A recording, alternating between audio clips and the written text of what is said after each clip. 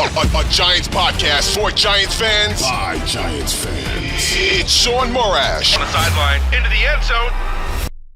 Touchdown, Giants! From the offseason to the wins and the losses, it's time to take one Giant step.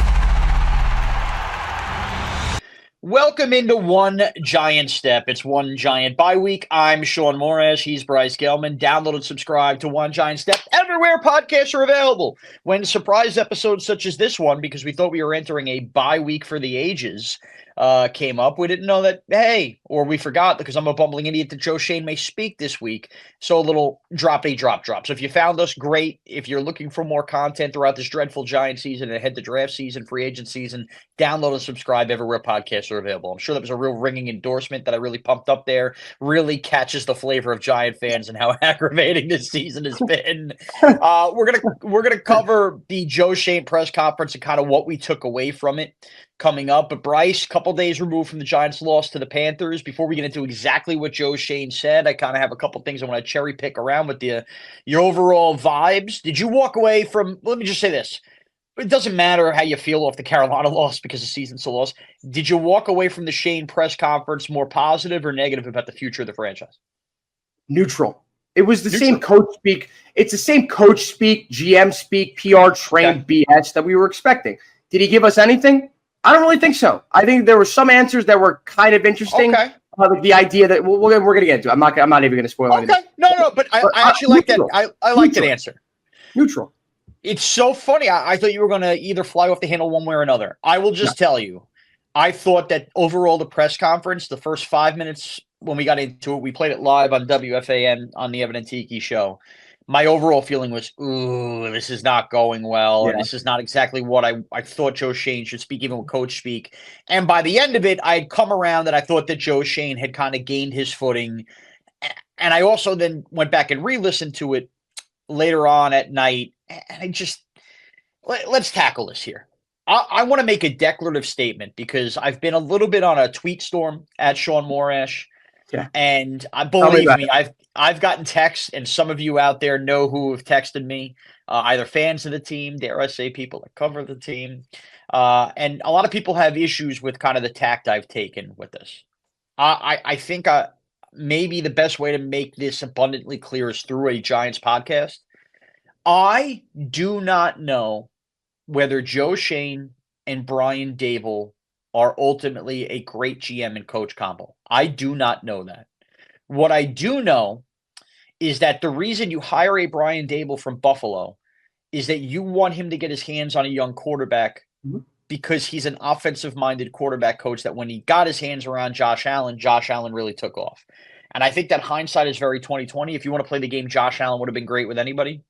Maybe. I mean, there's no way for me to prove that, but he was very, very, very highly doubted by many coming out as a first-round pick. That is why you hire Brian Daboll. They have not had the opportunity to do that yet, and I know that 3 seasons in, seeing the team go from a better record to a worse record is horrible, and it gives you a lot of doubts, and I understand all of those doubts. The bottom line is this. They are still operating with the same quarterback that Dave Gelman left them in. And they are operating with a quarterback that we have seen now get hurt, come back, and look worse with just mentality of things and everything. And they did not sign him to some kind of massive 4-year deal. They signed him to a deal that they can escape after this year or 2 years. We've hammered that point home. So overall, I'm saying this to say, people want blood. The team is 2-8. It's another bad year and a long decade plus now of bad years of Giants football. But this is still a regime that came in year one with no cap space, no anything, and got this team to a playoff and want to play game with, by the way, the quarterback who everybody thinks stinks. So I think that actually should be a bigger positive on their mark.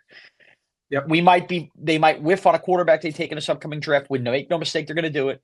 And then in which case they would be fired. I don't want to give up on these guys. And I don't think that the Joe Schoen press conference swayed me. But by defending them and defending some of the answers they had and talent they had, seemingly people have gotten angry at me. Oh, you're just waving the giant pom-poms. No, hold on now. I could be wrong. I could be doing One Giant Step with Bryce Gelman next year, the year after, going, man, we really whiffed on this. Yeah. They should have fired him. No doubt. I will be open to that. But Bryce, nothing about that press conference told me by the time Schoen got his footing, man, this is not the guy to be the general manager of the New York Giants. I want to sit here and almost like create a controversy between the two of us and disagree with you for no reason, but I can't. I'm not going to do that because we've been in lockstep on this the entire season long. Yeah. What were our expectations going into this season? They could struggle again with the quarterback we both thought. We didn't say he was good. We didn't say he was bad. Maybe we were slightly wrong on that, and maybe he just is bad, and he's a backup quarterback in the NFL. He is. Spoiler alert. Right. But I think there's a lot of displaced anger and frustration among the fan base. The fact that this is now, the 8th season in a row of mediocrity, besides the 2022 fluke season in which they won a playoff game. Great. That kind of like reset us. But either way, people are feeling the anger. They're feeling, the sadness and the frustration of having to watch your team Sunday after Sunday and be extremely frustrated and annoyed and screaming at your TV. I get it. I understand. And I wanted to put this out there because I did a TikTok on this the other day and I got a lot of hate comments, and I understand. I get it. But I said that. I prefaced it. I'm like, listen, I understand. I'm just as annoyed with you. But the fact that we're not going to give these guys a chance to draft their own quarterback when that was their calling card when they came to the Giants, that was one of the main reasons why John Mara hired them, because they were part of the team. They were part of the front office that went out and they identified Josh Allen as a top talent, and they identified him and developed him into being one of the top 3 quarterbacks in the NFL, Shaun. So I just don't understand why you wouldn't give them that chance. And Bryce, look, if you want to respond to this, you can, because I kind of want to get to the bullet points of what I think mattered about what Joe Schoen said. But I just want to remind everybody this. The Giants declined Daniel Jones's 5th-year option when they that was a mistake. Over the job. Okay? No. But either way, by declining that option, they told you they didn't think he was the answer. The Giants then, through the power of Brian Dable, won 9 games. Really could have been 10 games in that game that tied. It was a terrible Feliciano penalty. They then won a playoff game. Think about where the Giants were as a franchise then. They could have done a couple things. They could have franchise tagged Daniel Jones and then maybe worked out something with Saquon or not. By the way, I'm still convinced the owner wanted them to keep Saquon, so that was the best course of action was the franchise, and I believe that hung over them. If they franchised Daniel Jones, they remember what they were coming off that first offseason where all they saw was Mark Lewinsky. They had 0 cap space because of how bad Dave Gelman left this situation. If they then franchise tagged the quarterback at that quarterback franchise tag price, they are going to have another offseason, a second offseason of this regime with 0 capabilities to do anything. Remember, that's an offseason they walked out of with Bobby Okereke, who we all agree has been a really good signing. So for Joe Schoen to finally breathe and start to put his hands on the team, he had to figure out something where the quarterback was not on a franchise tag. All right. What they could have done, could they have drafted a quarterback that year instead of Deonte Banks? I want to remind everybody, Kenny Pickett was the only first-round quarterback taken that year. How would anybody have felt if it was Kenny Pickett or Malik Willis as the quarterbacks of this team? You would not have been happy. So what did the Giants do? They signed Daniel Jones to a 4-year deal. That is really a 2-year deal. Stop being so stubborn about this. It's really, we're seeing the exit strategy. Yes, there's injury. Yes, there's a little dead money, but the cap is escalated beyond there.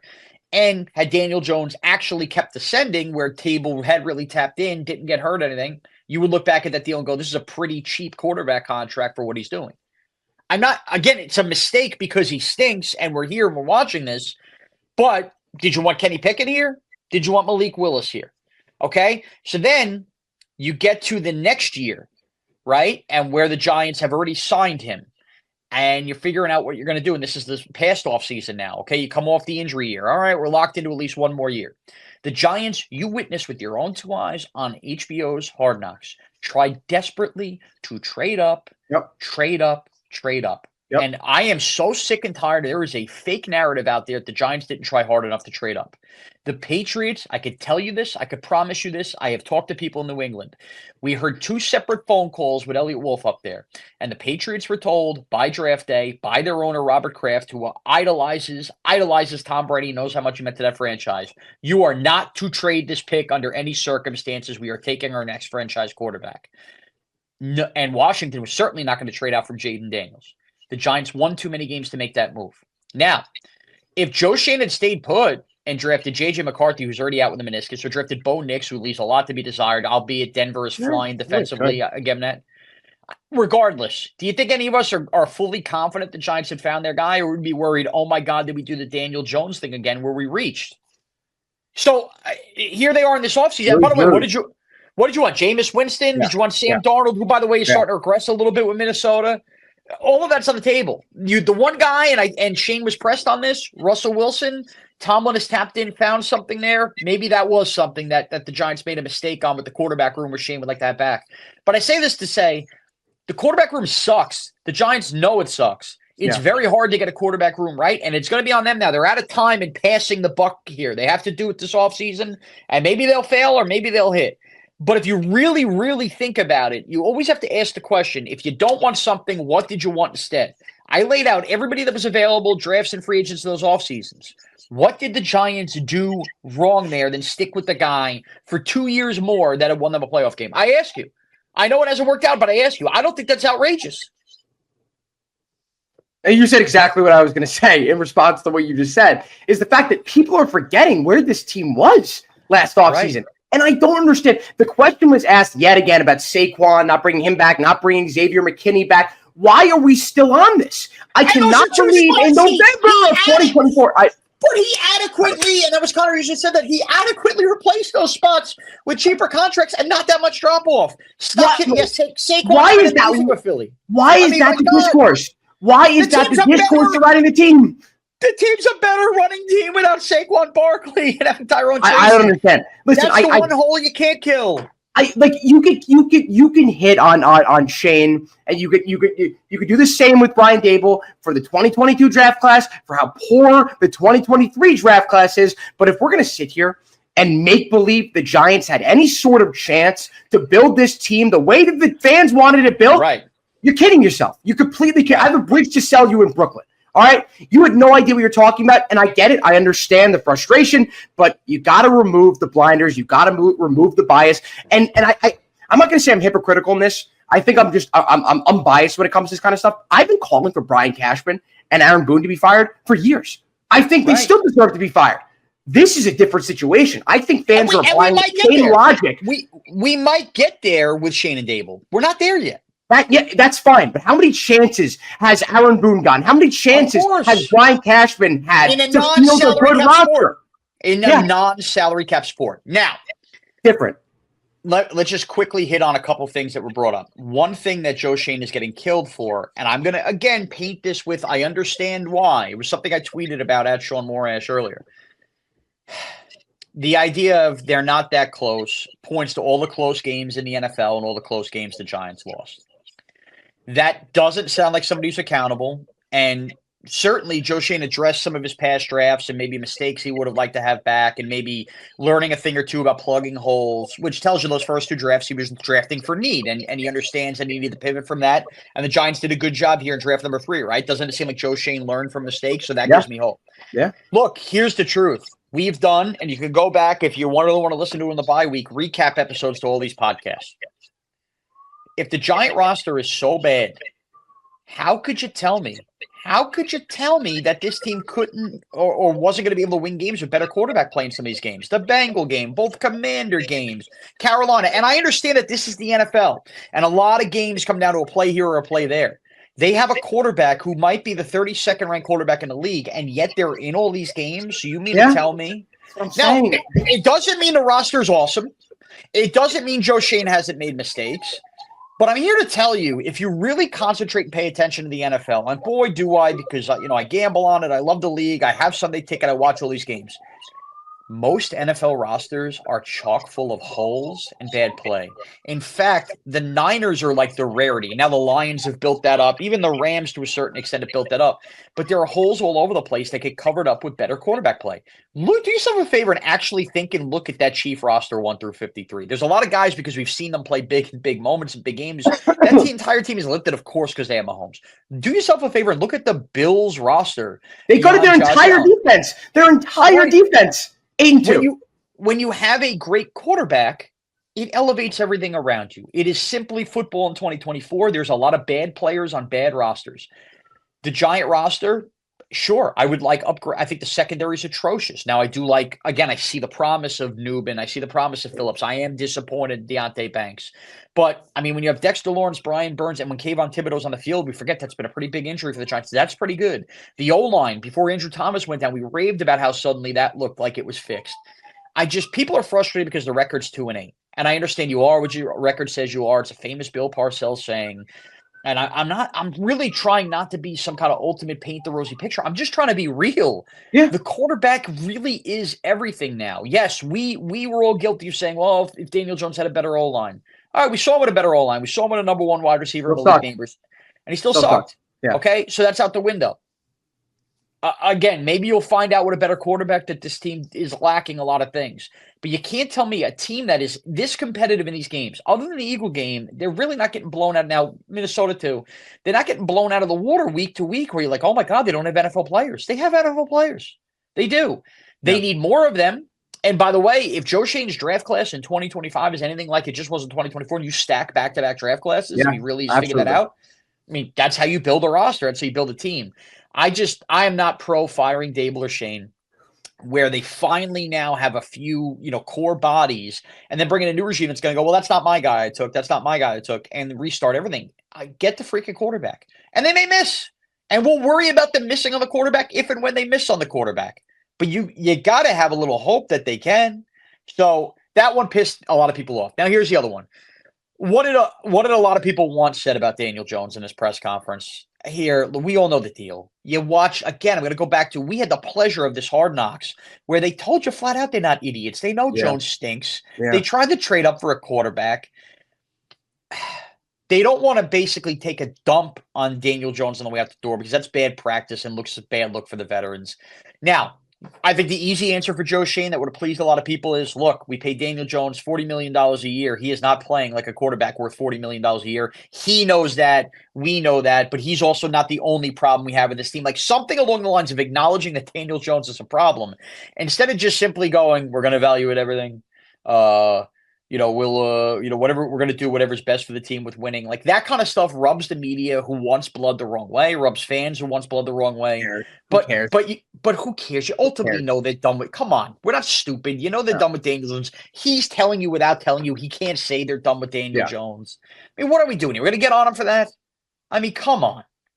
Now, where he got him, I was just saying where he got himself in trouble. Yeah. Was when he was asked if he built a good enough roster. People got pissed at that, and he said, "Yeah." And then the caveat is 2-8, and then he's immediately followed up with, "Well, is that on coaching?" And then he couldn't throw Brian Dable under the bus. That's where I thought Joe Schoen in this press conference started to lose people a little bit. It felt like he had the good script on what to say, and he wasn't really prepared for what those answers would lead to with follow-ups. And I think that was the negative to the Schoen. Well, also, Shaun, the question when he was asked, "Would you have done anything differently with the quarterback situation this past offseason?" He goes, No, I think that's going to rub a bunch of people the wrong way who wanted, wholesale changes when it came to the quarterback. When we both know that wasn't possible. They brought in Drew Lock, fine. If you want to knock him for that, okay, he's not a good quarterback. But he wasn't. Were they ever going to find the quarterback of their future this past offseason? No, probably not.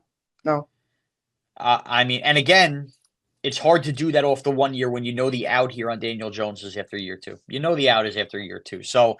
I guess I surmise this to say, I understand why people are pissed. I'm pissed. I want good football. You think me and Bryce, when I sit here and do a freaking podcast after every damn loss, you think it wouldn't be good for business?